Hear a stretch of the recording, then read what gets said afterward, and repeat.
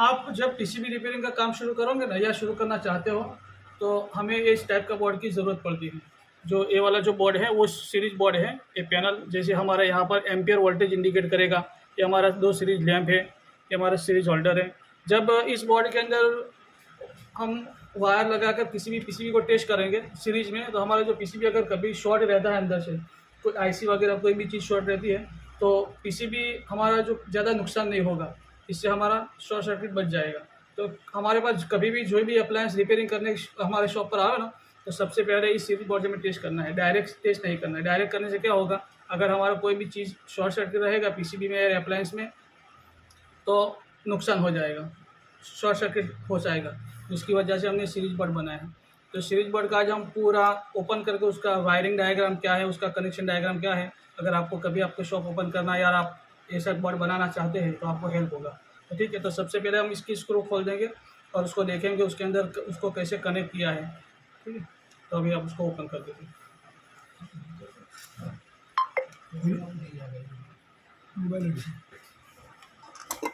तो हम उसको सबसे पहले बल्ब को निकाल देते हैं।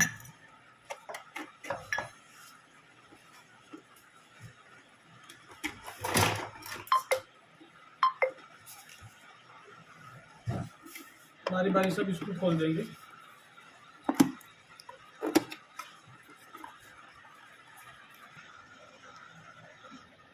तो दोस्तों हमने सब सारे स्क्रू खोल दिए हैं। अभी हमारे 2 स्क्रू बाकी है, उसको ओपन कर देंगे तो हमारा पूरा बोर्ड ओपन हो जाएगा। अभी हमारा लाइन चालू है, यहाँ पर वोल्टेज चालू है, तो उसका थोड़ा सेफ्टी से काम करना पड़ेगा। तो दोस्तों जो उसका इंटरनल स्ट्रक्चर है वो आपको बता देते हैं।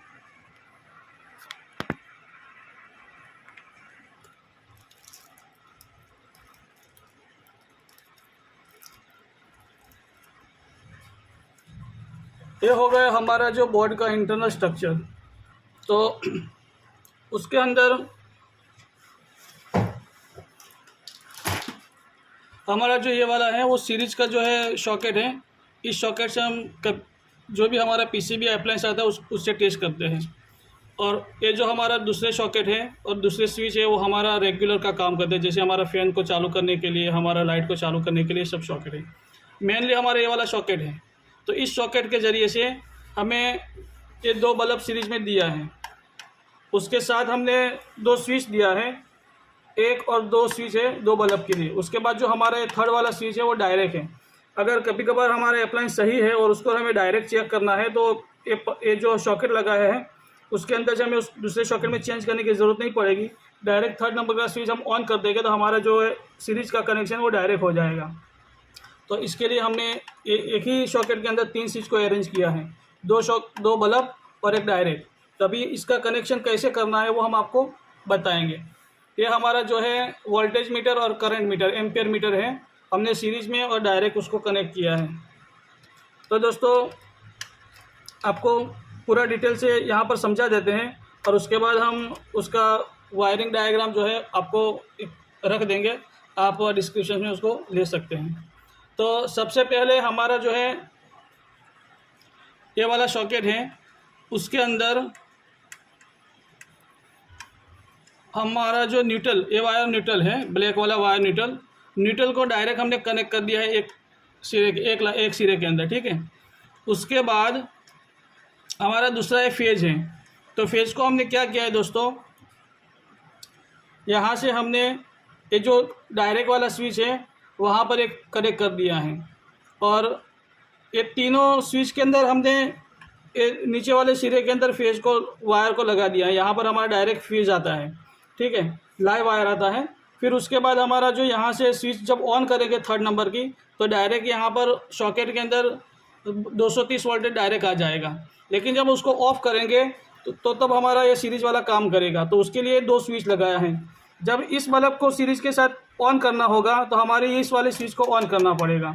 तो उसका कनेक्शन कैसा है दोस्तों, हमारा न्यूट्रल यहाँ से आ गया, फिर हमारा जो लाइव वायर है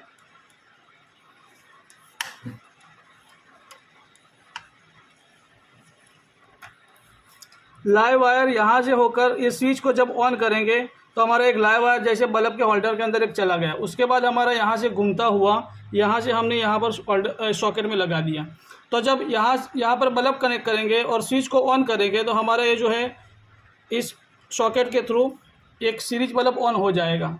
अगर हमें इस बल्ब के साथ दूसरा बल्ब भी ऑन करना है, जब हमारा लोड ज़्यादा होता है तो एक बल्ब से काम नहीं होता है तो 2 बल्ब ऑन करना पड़ता है।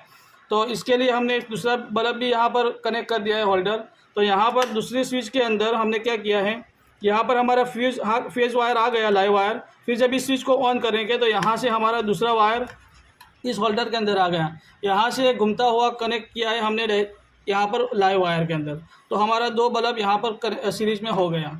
तो दोस्तों जब हमारे पास मोटर वगैरह जब चेक करने को आता है तो एक बल्ब पर अगर हमारा 60 वोल्ट का बल्ब है, अगर ऑन नहीं होता है तो ये यहाँ पर 200 बल्ब का भी वोल्ट हमने बल्ब सीरीज में लगा दिया है। 2 बल्ब को जब सीरीज में करेंगे तो हमारा जो लोड है वो ऑन हो जाएगा। तो इसी तरीके से हमने उसको कनेक्ट किया है। उसके बाद जब हम सीरीज में किसी भी चीज़ को चेक करेंगे और हमें वोल्टेज और करंट को एम्पियर को मेजर करना है तो बारी बारी हमें क्लैम्प मीटर को कनेक्ट नहीं करना पड़ेगा। इसके लिए हमने क्या है, यहाँ पर एम्पियर मीटर और वोल्टेज मीटर को यहाँ सीरीज के साथ ही हमने कनेक्ट कर दिया है। तो उसका कनेक्शन कैसा करना है दोस्तों हम बता देते हैं। इस वोल्टेज मीटर को हमें पैरेलल में कनेक्ट करना है और हमारा जो एम्पियर मीटर है उसको सीरीज में कनेक्ट करना है। तो इस एम्पियर मीटर इस मीटर को हमने 220 वोल्टेज यहाँ से हमने अप्लाई करने के लिए इस डायरेक्ट वाला जो स्विच है उसके फ्यूज के अंदर हमने दे दिया है।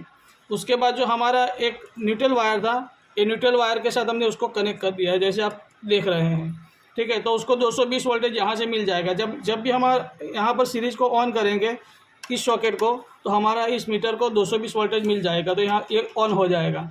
उसके बाद जब हमको उसका एम्पियर मीटर को चेक करने के लिए सीरीज में लगाना पड़ेगा तो हमने क्या किया है दोस्तों, ये जो वाला एम्पियर मीटर है उसका रिंग, तो हमने ये जो फेज़ वाला वायर है, फेज़ वाले वायर को उसको हमने उसके ऊपर वाउंड कर दिया है, उसके अंदर पास कर दिया है सब फेज़ वायर को। तो जब हमारा ये तीनों वायर यानी हमारा एक बल्ब वाला वायर यहाँ से अगर हम इस स्विच को ऑन करके किसी भी लोड को चेक करेंगे तो भी, इस स्विच को ऑन करेंगे और इस बल्ब के थ्रू किसी भी लोड को चेक करेंगे तो भी, और ये वाला वायर हम किसी भी अप्लायंस को डायरेक्ट चेक करेंगे तो भी, ये तीनों के अंदर हमारा जो है एम्पियर मीटर और वोल्टेज मीटर डिटेक्ट करेगा और हमें शो करेगा। तो इसी की वजह से हमने क्या किया, ये लाइव वायर के अंदर इस एम्पियर को यहाँ से पास कर दिया है। ठीक है दोस्तों, तो आई होप कि इस वीडियो के अंदर आपको इन्फॉर्मेशन समझ में आई होगी। और अगर इसका डायग्राम भी चाहिए तो हमने डायग्राम बनाकर आपको डिस्क्रिप्शन में दे देंगे और साथ साथ में इस वीडियो के अंदर भी उसका स्क्रीनशॉट रख देंगे। तो आप वहाँ जाकर आप अच्छी तरीके से समझ के आप ऐसा वाला बोर्ड बना सकते हैं दोस्तों। ठीक है।